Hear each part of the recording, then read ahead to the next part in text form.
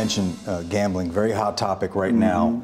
And it seems like you've been increasingly at least open to the idea of legalized sports gambling across the board. It's kind of hard to think of another federal law that exempts only 4 states, really 1 state for the single game gambling. And now we have the question of whether internet gambling, these fantasy leagues, need to be regulated. Where is all this headed in your view? Where would you like it to be headed?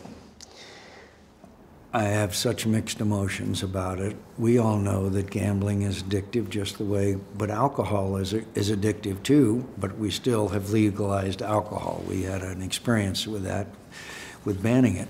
So I'm really torn, but internet gaming opens up all kinds of new questions for me.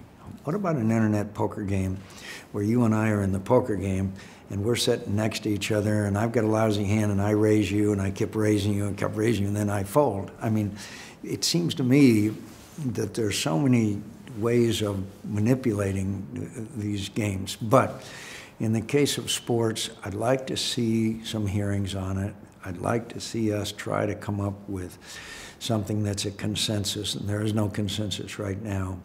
But I do understand the argument. If it's legal in one state, why in the world shouldn't it be in other states? Do I have to fly from Phoenix to Las Vegas to bet on the Arizona Cardinals next Sunday? I don't think so.